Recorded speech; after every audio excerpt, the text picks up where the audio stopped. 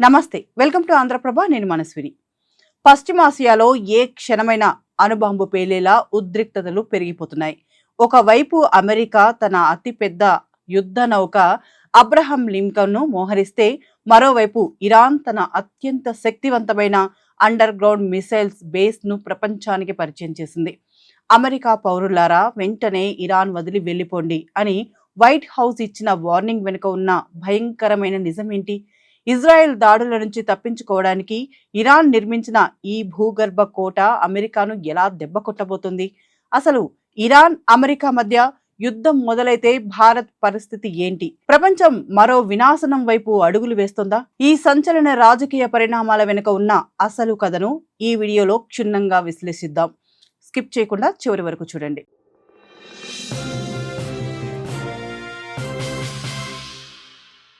పశ్చిమాసియాలో యుద్ధ మేఘాలు కమ్ముకుంటున్న వేళ ఇరాన్ తన సైనిక పరాక్రమాన్ని మరోసారి ప్రపంచానికి చాటిచెప్పింది.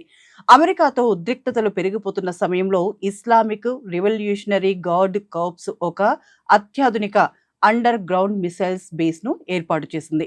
ఇరాన్ సైనిక దళాల అధిపతి అబ్దుల్ రహీం మౌసవి ఈ కేంద్రాన్ని సందర్శించి క్షిపణి యూనిట్ల సన్నద్ధతను స్వయంగా పరిశీలించారు. తద్వారా అమెరికాను మరింత రెచ్చగొట్టారు. ఇప్పటికే ఇరు దేశాల మధ్య తీవ్ర ఉద్రిక్తతల నడుమ ప్రస్తుత నిర్ణయం అగ్నికి ఆజ్యం పోసినట్లయింది. ఈ నేపథ్యంలో రెండు దేశాల మధ్య యుద్ధం తప్పదా? ఈ నూతన క్షిపణి కేంద్రం ఇరాన్ కు ఏ విధంగా ఉపయోగపడనుంది?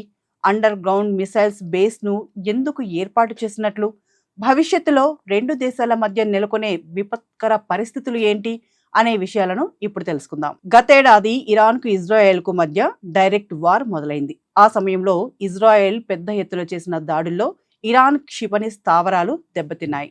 ఆ సమయంలో క్షిపణులే ప్రధాన పాత్ర పోషించాయి. రెండు దేశాల మధ్య ప్రత్యక్ష సరిహద్దు లేదు. అందువల్లే ఈ క్షిపణి వ్యవస్థ కీలకంగా మారింది. అయితే ఇజ్రాయెల్ జరిపిన దాడిలో ఈ క్షిపణి స్థావరాలన్నిటినీ దెబ్బతీసింది. తద్వారా ఇరాన్ కు ఇదొక ఇబ్బందికర పరిణామంగా మారింది.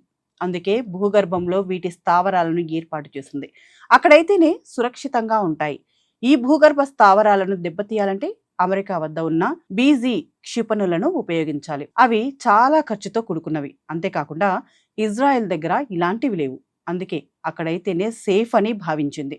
తద్వారా వాటి స్థావరాలను భూగర్భానికి మార్చింది.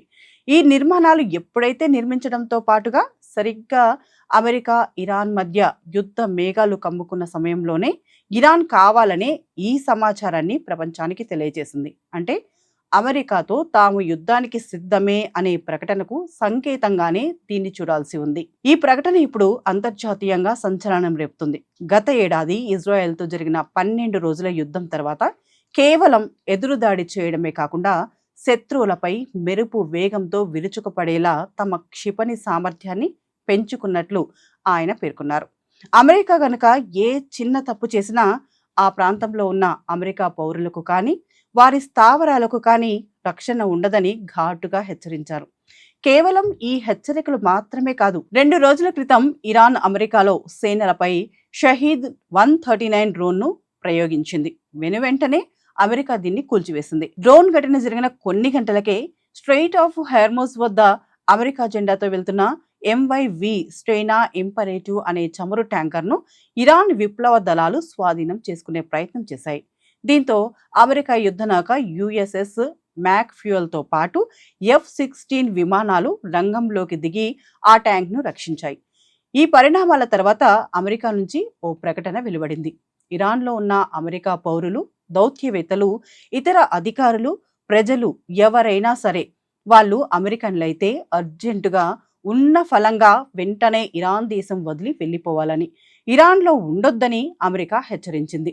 అర్జెంటుగా ఇలాంటి వార్నింగ్ ఇవ్వడంపై ప్రపంచవ్యాప్తంగా ఆందోళనలు నెలకొన్నాయి. ఇరాన్ పై అమెరికా యుద్ధానికి రెడీ అవుతుందని, ఏ క్షణమైనా యుద్ధం మొదలవచ్చని, అందుకే ఇలాంటి హెచ్చరికలు ఇచ్చినట్లు ప్రపంచ దేశాలు అనుమానిస్తున్నాయి. ఇరాన్ పై అమెరికా పట్టు సాధించాలన్న ఉద్దేశంతోనే ఇలా ఉద్రిక్తతలను రేపుతోంది. తద్వారా ఆ దేశాన్ని దెబ్బతీయాలనుకుంటోంది. ఇప్పటికే భారీ స్థాయిలో అమెరికా సైన్యం ఇరాన్ దిశగా కదులుతోంది. అమెరికా నావిదళానికి చెందిన అతిపెద్ద విమాన వాహక నౌక అబ్రహం లింకన్ అనేక ఇతర యుద్ధ నౌకలను ఇరాన్ చుట్టుపక్కల అమెరికా మోహరించింది.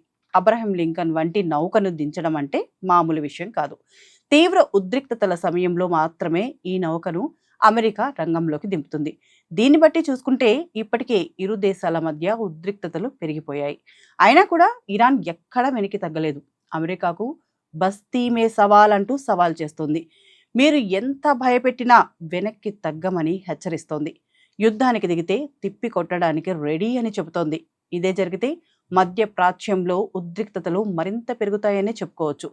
ఈ రెండు దేశాలు యుద్ధానికి దిగితే ఖచ్చితంగా అది ప్రపంచంపై ప్రభావాన్ని చూపుతుంది.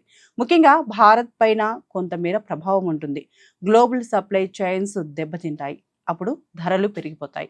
అదే జరిగితే ప్రపంచం కొన్ని దశాబ్దాలు వెనక్కి వెళ్ళిపోతుంది. మరి ఇప్పటికైనా ఈ ఉద్రిక్తతలు తగ్గాలంటే ఐక్యరాజ్య సమితి వంటివి ఇన్వాల్వ్ అవ్వాలి. వీటిని తగ్గించి సంధి కుదిర్చేందుకు ప్రయత్నించాలి. కానీ ఆ సంస్థ ఏమీ చేయడం లేదు. కనీసం వీటిపై కన్నెత్తి కూడా చూడటం లేదు. ఒకప్పుడు ప్రపంచ దేశాలకు నానాజాతి సమితి ఉండేది. అది ఉద్రిక్తతలను అడ్డుకోవడంలో విఫలమైంది. అందుకే రెండో ప్రపంచ యుద్ధం మొదలై లక్షలాది మంది ప్రాణాలు కోల్పోయారు. సరిగ్గా అలాగే ఇప్పుడు ఐక్యరాజ్య సమితి సైతం విఫలమవుతున్నట్లు స్పష్టమవుతుంది. అందువల్లే ప్రపంచంలో అనేక యుద్ధాలు జరుగుతున్నాయి. Russia Ukraine, Israel Gaza, Thailand Cambodia, Bharat Pakistan ఇలా ఒక్కటేమిటి, ఈ మధ్య కాలంలో అనేక దేశాల మధ్య ఘర్షణ వాతావరణం నెలకొంది. ఈ నేపథ్యంలోనే అమెరికా దీన్ని క్యాష్ చేసుకుంటుంది. అది జరగకుండా ఉండాలంటే ఐక్యరాజ్య సమితి పకడ్బందీగా పనిచేయాలి. అది విఫలం కావడం వల్లే ప్రపంచం ఇప్పుడు ఇలా బాధపడుతుంది. మరి ఇప్పటికైనా ఆ సంస్థ మేలుకుంటుందా, లేక ఇలాగే మొద్దు నిద్ర వహించి ప్రపంచ వినాశనాన్ని సృష్టిస్తుందా అన్నది తెలియాలంటే వేచి చూడాల్సిందే. మరి ఈ పరిస్థితులపై మీ అభిప్రాయం ఏంటి? ఐక్యరాజ్య సమితి ఇప్పటికైనా మేలుకుంటుందా, లేక ప్రపంచం మరో వినాశనాన్ని చూడాల్సి వస్తుందా? మీ అమూల్యమైన అభిప్రాయాలను క్రింద కామెంట్ రూపంలో తెలియజేయండి. చూస్తూనే ఉండండి ఆంధ్రప్రభ.